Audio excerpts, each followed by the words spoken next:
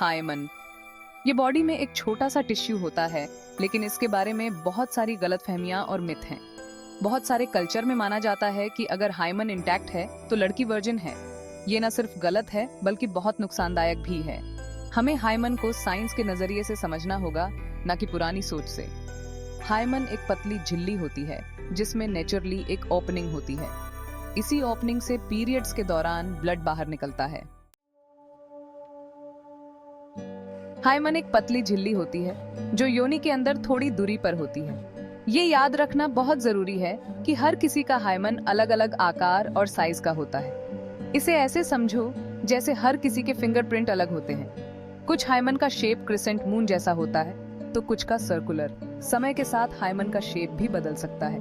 Puberty के दौरान hormonal बदलावों की वजह से हायमन और ज्यादा फ्लेक्सिबल हो जाता है। इसका मतलब है कि ये बिना टूटे स्ट्रेच हो सकता है। यहाँ तक कि वयस्क होने पर भी बच्चे के जन्म या कुछ मेडिकल कंडीशन की वजह से हायमन पर असर पड़ सकता है।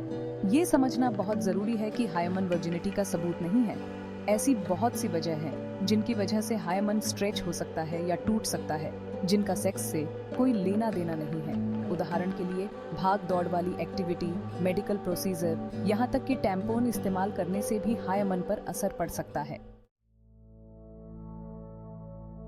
ये सोच कि किसी औरत की इज्जत या पवित्रता उसके हायमन से जुड़ी है, न सिर्फ गलत है बल्कि बहुत नुकसानदायक भी है। ये मिथ महिलाओं के शरीर को लेकर शर्म और कंट्रोल की संस्कृति को बढ़ावा देता है। इस गलत धारणा को चुनौती देना और सभी व्यक्तियों के लिए सम्मान को बढ़ावा देना बहुत जरूरी है, चाहे उनकी सेक्सुअल हिस्ट्री कुछ भी हो। हायमन के होने या ना होने से हम ये नहीं बता सकते कि किसी ने सेक्सुअल इंटरकोर्स किया है या नहीं। सेक्सुअल एक्टिविटी के बाद भी हायमन इंटैक्ट रह सकता है और बिना सेक्स के भी वो स्ट्रेच हो सकता है या टूट सकता है। हायमन को वर्जिनिटी से जोड़ना एक खतरनाक और गलत सोच है। अब समय आ गया है कि हम वर्जिनिटी से हटकर सहमति, सम्मान और हेल्थी रिलेशनशिप पर ध्यान दें। हायमन को वर्जिनिटी का निशान मानने से किसी भी सेक्सुअल रिलेशनशिप में कम्युनिकेशन, विश्वास और आपसी समझ की महत्ता को नजरअंदाज किया जाता है। भाग 4, हायमन से आगे, सेक्सुअल हेल्थ और सम्मान। हायमन के बारे में गलत फहमियां फैलाने की बजाय आइए हम सेक्सुअल हेल्थ और वेल बीइंग के बारे में सही जानकारी देने पर ध्यान दें। इसमें शामिल है सहमति को समझना, सेफ सेक्स और अपने शरीर और दूसरों के शरीर का सम्मान करना। सेक्स और रिलेशनशिप के बारे में खुलकर बातचीत करना बहुत जरूरी है। माता पिता, शिक्षकों और हेल्थ केयर प्रोवाइडर्स को युवाओं को उनके शरीर के बारे में सही जानकारी देने में सक्रिय भूमिका निभानी चाहिए।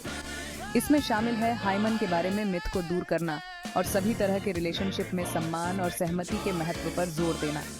याद रखें, हर किसी का अपने शरीर और सेक्सुअलिटी के साथ सफर अलग होता है।